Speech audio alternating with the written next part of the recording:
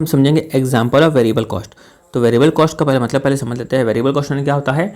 Any expenditure which is increase और decrease according to volume. किसी भी तरह का जो खर्चा होगा, any expenditure which is increase और decrease according to volume is known as variable cost. Volume के बढ़ने से जो खर्चा बढ़ेगा, वॉल्यूम के जो कम होने से जो खर्चा कम होगा, उसको बोलेंगे हम लोग वेरिएबल कॉस्ट। जैसे कि शर्ट बनाते हैं तो एक शर्ट को बनाने का लगता है 1500, तो 2 शर्ट को बनाने का लगेगा 3000, ठीक है। 3 शर्ट को बनाने का लगेगा 4500, तो उसको बोलेंगे वेरिएबल कॉस्ट। जैसे डायरेक्ट मटेरियल, ये क्या है? वेरिएबल कॉस्ट है। क्या है ये? वेरिएबल कॉस्ट है। कैसे मालूम चला कि वेरिएबल कॉस्ट है?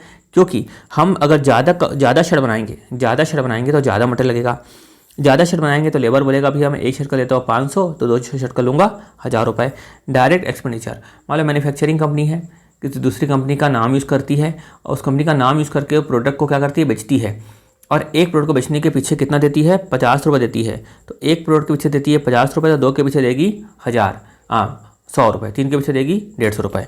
तो एग्जाम्पल ऑफ वेरिएबल कॉस्ट मतलब direct material, direct labour, direct expenditure and variable overhead. और किसी भी तरह का वेरिएबल तरह का खर्चा होगा, वो क्या माना जाएगा? वेरिएबल कॉस्ट माना जाएगा। जैसे मान लो कि सेल्समैन बोलता है कि मैं एक पीस को बेचने के पीछे 100 रुपये लूँगा, तो ये भी क्या माना जाएगा? वेरिएबल ओवरहेड माना जाएगा, ठीक है। अब देखो, जो वेरिएबल ओवरहेड है कैन बी फैक्ट्री ओवरहेड भी हो सकता है, यानी फैक्ट्री में भी वेरिएबल खर्चा हो सकता है। एडमिनिस्ट्रेशन का भी वेरिएबल खर्चा हो सकता है।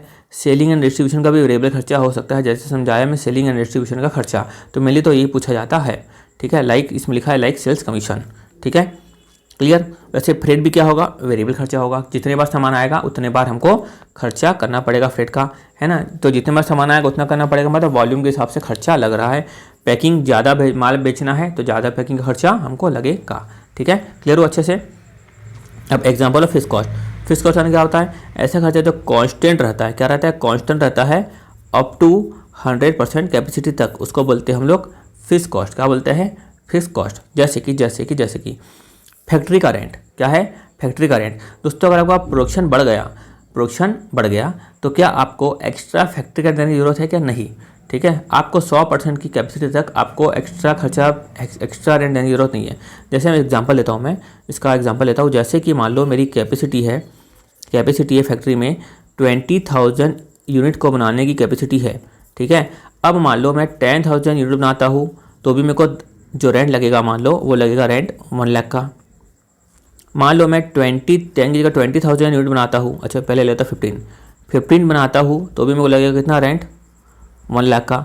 लेकिन मान लो दोस्तों 20 तक मैं बनाता हूँ तो चलेगा। मान लो अगर मैं 21,000 यूनिट बनाता हूँ, तो दोस्तों जो मेरे को अलग से कैपेसिटी कितनी थी? मेरे को 20,000 यूनिट को बनाने की कैपेसिटी थी। अब मेरे को 1,000 एक्स्ट्रा बनाना है, तो मेरे को अलग से फैक्ट्री लेना पड़ सकता है, जिसका खर्चा मेरे को अलग से 1 लाख रुपये लगेगा, है ना। तो अलग से 1,000 को बनाने के लिए मेरे को 1 लाख का खर्चा करना पड़ सकता है। तो इसलिए यहाँ पे लिखा हुआ है कि कांस्टेंट अप टू 100% कैपेसिटी तक कांस्टेंट रहेगा, उसके बाद जस्ट डबल हो जाता है। देखो पहले कितना लग रहा था? 1 लाख, मेरे को एक्स्ट्रा कितना लग गया? 1 लाख लग गया। तो फैक्ट्री रेंट हो गया। फैक्ट्री ऑफिस का वर्क, यानी कि ऐसा समझो, फैक्ट्री के वर्कर का खर्चा, ऑफिस के स्टाफ का खर्चा, ऑफिस के स्टाफ की सैलरी, फैक्ट्री के स्टाफ की सैलरी, ये सब क्या होता है? फिक्स नेचर का खर्चा होता है। यानी कि एग्जाम्पल के तौर पर समझेंगे हम तो रेंट, सैलरी, है ना, ये सब क्या है? हमारा फिक्स नेचर का खर्चा है। ये सब हमको अच्छे से मालूम है। धंधा हो या ना हो, मैन्युफैक्चरिंग हो या ना हो, रेंट तो देना ही है। धंधा हो या ना हो, मैन्युफैक्चरिंग हो या ना हो, हम जो वर्कर रखे उनको सैलरी पेमेंट करना ही है, ठीक है।